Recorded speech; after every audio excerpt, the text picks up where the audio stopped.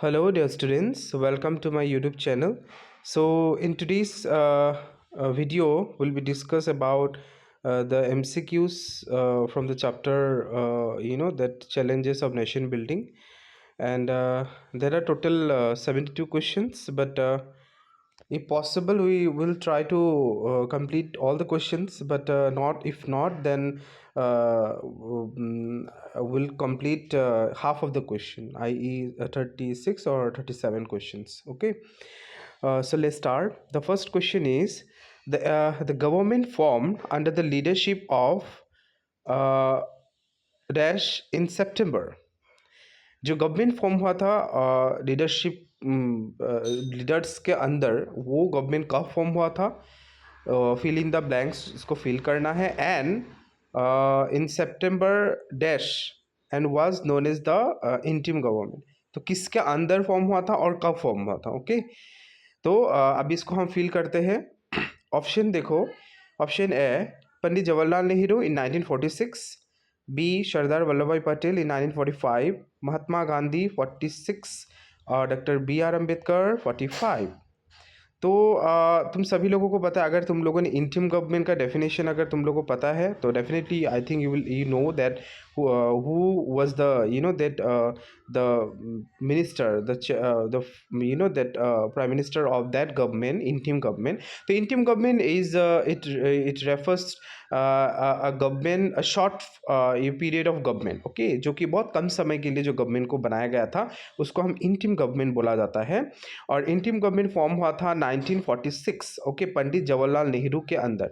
तो पूरा अगर सेंटेंस को हम कंप्लीट करेंगे तो क्या होगा? The government formed under the leadership of Pandit Jawaharlal Nehru in September 1946 and this government was known as the interim government. Okay, I hope you understood.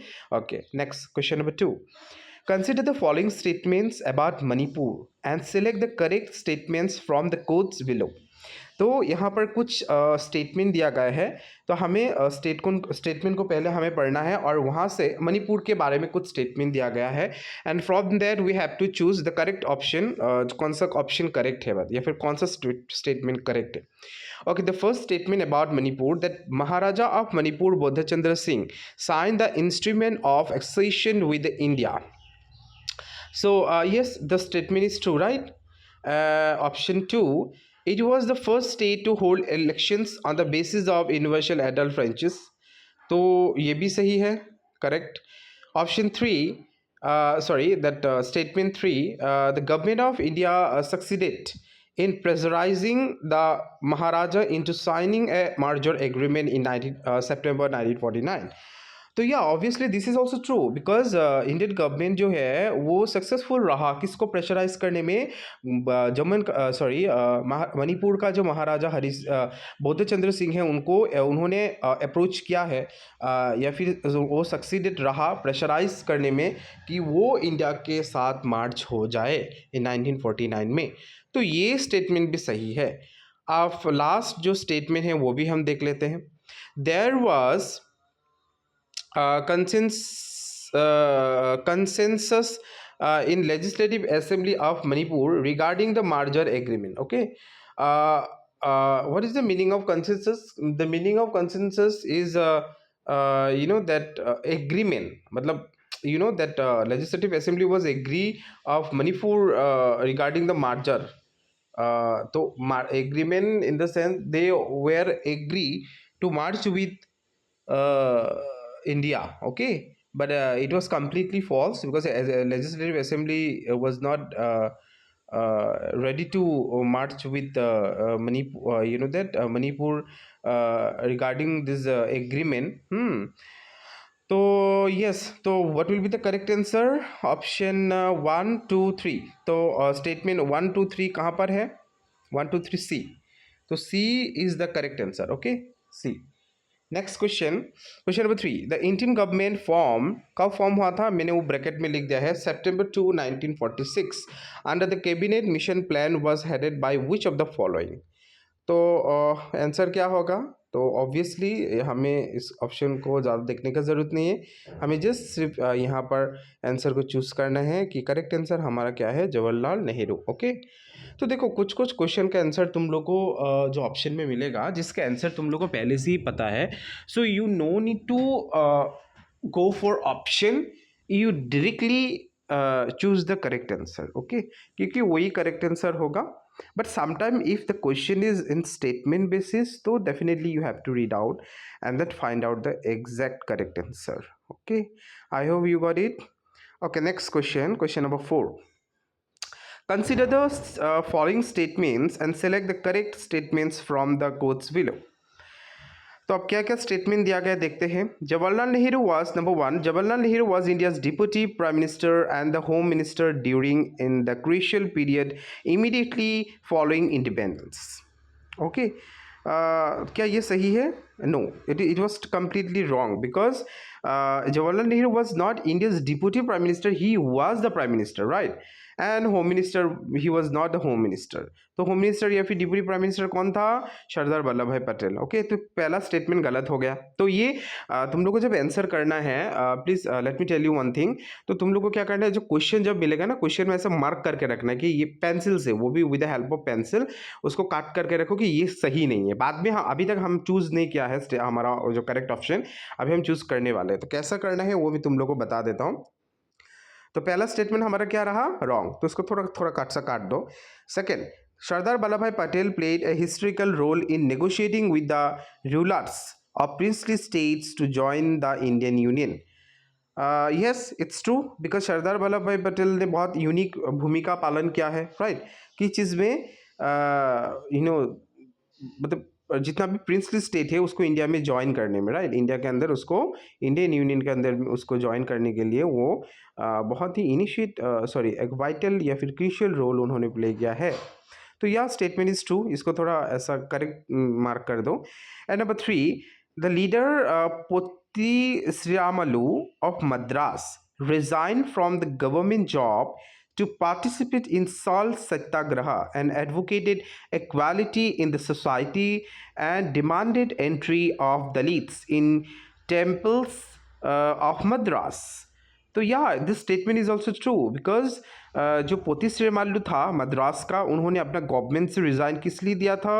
To participate only in Satyagraha movement. Okay, and advocated equality in the society and demanded, क्या demand था उनका? Entry of Dalits in temples of Madras because at the time the Dalits, they were not allowed to enter in Madras temple, and that's why he was the person who demanded that Dalits must be or they should be entered in the temples of Madras. This statement is also true. So we have found how many statements true? That is two statement, 2 itself and 3, right? ये कहाँ पर है 2 and 3? B में है. तो question number जो 4 है उसका करेक्ट आंसर क्या होगा? बी होगा. Okay, 2 and 3. ठीक है, समझ में आ रहा है तुम लोगों को? मुझे कमेंट सेक्शन में ज़रूर बताना, ठीक है? एंड आई वांट की जो मैं अभी डिस्कस करूँ, बिकॉज दिस अभी ये रिकॉर्डेड होने वाला है, बाद में मैं यूट्यूब चैनल में अपलोड करूँगा. तो तुम लोग को एक चीज़ ये भी ध्यान देना है बाय द वे, कि जो मैं क्वेश्चन बोलते जा रहा हूँ इसका आंसर अगर तुम लोग को पहले से पता होगा तो तुम लोग खुद भी अपने हिसाब से कॉपी में इसको नोट डाउन करना. हाँ, और मुझे ये ज़रूर बताना कमेंट में कि कितना क्वेश्चन तुम लोगों का सेल्फली करेक्ट हुआ है. मतलब मैं आंसर बोलने से पहले ही तुम लोगों ने आंसर दे दिया है, तो वो भी चीज़ मुझे कॉमेंट सेक्शन में ज़रूर बताना please. It's a humble request. Okay, next question is question number 5. Name the original state from which Chhattisgarh was curved out. Okay, Chhattisgarh से अलग होने वाला कौन सा स्टेट है? बोलो कौन सा होगा? Option A Uttar Pradesh, B is Bihar, C Jharkhand, D Madhya Pradesh. कौन सा होगा? ओके, तो correct answer Madhya Pradesh, MP. Okay, MP was the state which curved out from Chhattisgarh. Okay, and by the way in which year, कभी अगर ईयर पूछेगा तो आंसर क्या होगा? In the year of 2000. Okay, 2000 का नवंबर 1 में हुआ था ये. ईयर इतना ज़्यादा इंपॉर्टेंट नहीं है, but by the way year important है बट डेट उतना ज़्यादा इंपॉर्टेंट नहीं है, फिर भी मैं डेट बता दिया. नवंबर 1 2000 में हुआ था. Madhya Pradesh created as a state from Chhattisgarh. Okay, next question. Question number 6.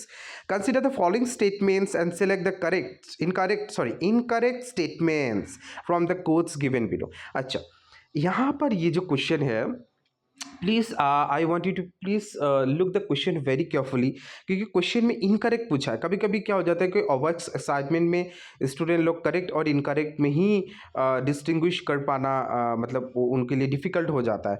तो क्वेश्चन यहाँ पर इनकरेक्ट पूछा है, राइट, कौन सा सही नहीं है। तो पहले हम स्टेटमेंट को देखते हैं and then will find out which statement is not wrong और incorrect. Number one, the first and the immediate challenge was to shape a nation that was united, yet accommodative of the diversity in our society. So, first statement is correct, right? Because the first and immediate challenge क्या था? Was to shape a nation. एक nation को क्या करना है? एक shape देना, which means what kind of shape? Political unification. Yes. तो finally बाद में जाके क्या हुआ? मतलब you know that and yet accommodative of the diversity in our society, or you know that society मतलब अच्छा what is the meaning of accommodative? You know ना, that is a friendly in nature. Okay. Accommodative. तो यानी कि they all are yet to be yet accommodated of the diversity in our society, but the friendly, they are ready to accommodate it, okay, in a diverse society as like in India. Okay, so this statement is true. And second statement is the second challenge was to establish democracy. Yeah, this is also true. The second, this was the second.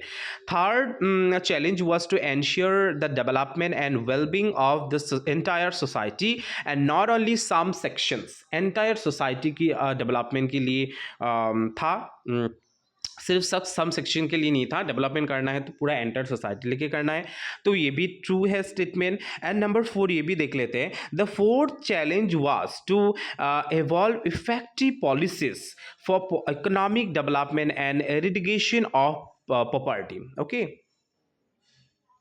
यानी fourth statement क्या है? The fourth challenge was to evolve effective policies. क्या करना है? Effective policies को बनाना है and along with economic policies for economic development and eradication of poverty. अच्छा, पॉवर्टी का मतलब क्या होता है? दरिद्रता, राइट। और एरिडिकेशन का मतलब पॉवर्टी को खत्म करना, मतलब इरेज करना। तो yeah this statement is also true. तो that means we have found that all the statements are true. तो यहाँ हमारा ऑप्शन है दिया हुआ है, देखो तो एक बार, A B C. Yes, C is the correct answer. All of this statements are you know that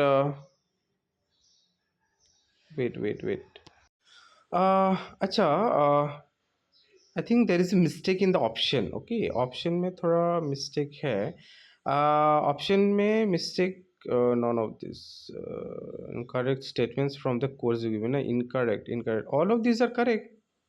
तो none of this, yeah, D is the correct answer, sorry, सी नहीं होगा, डी होगा, बिकॉज सभी सही है यहाँ पर ना। क्योंकि फर्स्ट चैलेंज क्या था? To shape the nation. Second क्या था? To establish democracy. Third one is to challenge was to challenge ensure development and wellbeing of the entire society and not only of some section. Yeah this is also correct. And the fourth one is, fourth एक बार check कर लेते हैं। The fourth challenge was to evolve effective policies for the economic development and education. Yeah all of this correct. तो question हमें क्या बोल रहे हैं? इनकरेक्ट स्टेटमेंट चूज करना है, राइट। तो फिर no, all of this correct, which means none of this होगा। Okay, none of this is the correct answer. Next, Muhammad Ali Jinnah addressed the Constituent Assembly of Pakistan in Karachi on which date? कौन सा date में हुआ था कराची में? That is in any idea? कौन सा वाला होगा करेक्ट? ओके, मैं बता देता हूँ। ऑप्शन ए 11 अगस्त 1947 में। ओके, 11 अगस्त 1947 में ही उन्होंने ये जो कॉन्स्टिट्यूंट असेंबली एड्रेस किया था। Okay, next question number 8, dash dash and dash. So you have to choose the two states where the two languages spoken in Bombay state before it was divided in 1960। Okay, 1960 में divide होने से ये क्या था? Spoken language spoken था, मतलब वो दो एरिया। कौन सा दो एरिया था? प्लीज़ आंसर दो तुम लोग, कौन सा होगा?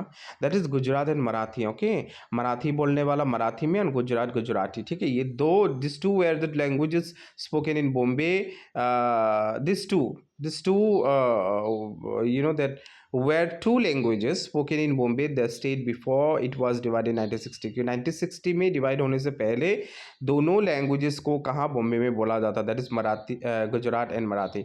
Option B is the correct answer. Next question, arrange the following events in the correct sequence. Correct sequence में हमें इसको क्या करना है, मिलाना है. अच्छा, सबसे पहले देखो हमें क्या करना है, हमें अच्छा इस तरीके का जब क्वेश्चन आएगा तो तुम्हें क्या करना पड़ेगा तुम लोगों को कि पहले जो तुम लोगों को क्वेश्चन समझ में आया. Arrange the following events.